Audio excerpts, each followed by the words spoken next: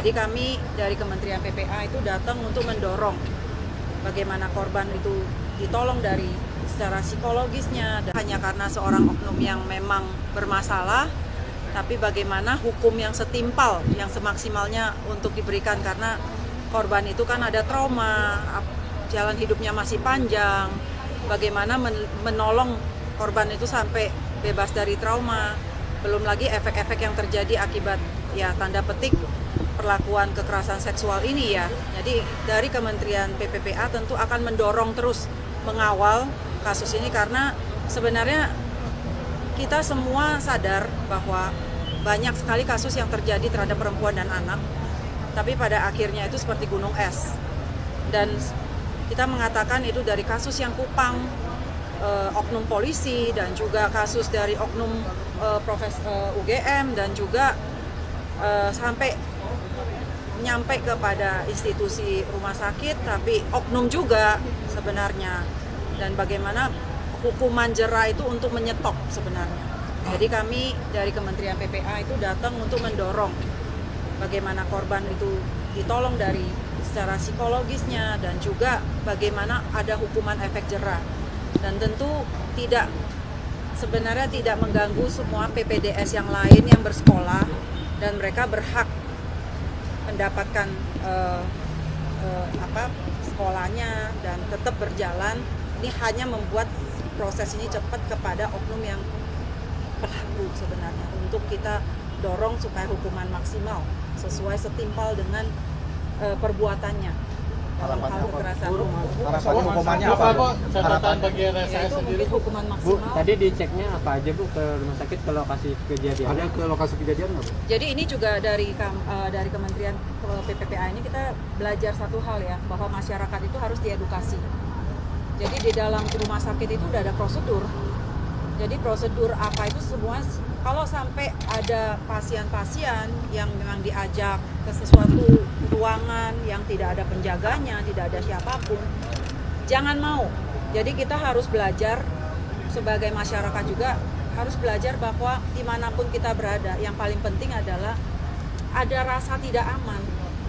Jangan mengikuti, walaupun kita menganggap profesi-profesi yang ada, apalagi sebuah tempat yang menjadi tempat pelakuan oknum sebenarnya. Saya balik lagi, saya katakan berkali-kali ini oknum.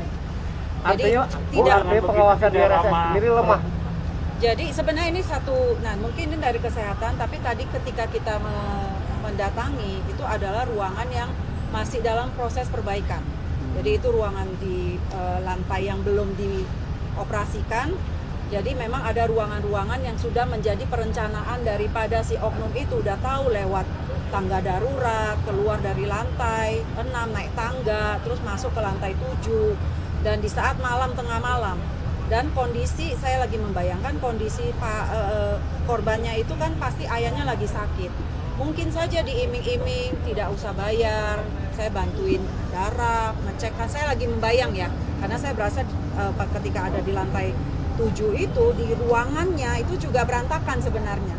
Jadi seorang normal, bukan dalam kondisi yang tidak rentan atau mungkin apa, dia akan berpikir, mana mungkin ada prosedur yang tidak ada suster, tidak ada tanda tangan, apapun, melakukan sebuah prosedur, dan di ruangan yang notabene itu masih berantakan sebenarnya. Ranjang masih berantakan dan masih bocor-bocor gitu, sampai bisa, itu kan seolah-olah seperti memang dari korban itu mungkin saya lagi menganalisa ya, mungkin lagi posisi lagi susah, ayah sakit, mungkin lagi kurang dana juga atau seperti apa, tiba-tiba dijanjikan ini saya bantu atau apapun. Nah, ini adalah sebuah edukasi kepada masyarakat. Kalau tidak ada proseduran dimanapun berada, itu kita berhak untuk menyuarakan dan kita berhak menolak.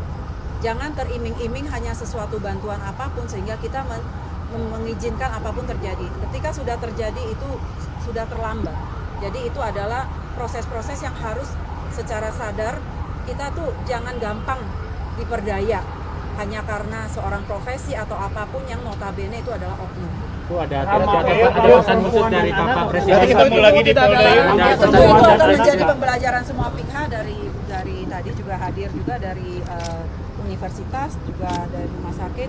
Ini sebuah pembelajaran ya, maksudnya kita bagaimana membuat sebuah sistem yang lebih baik.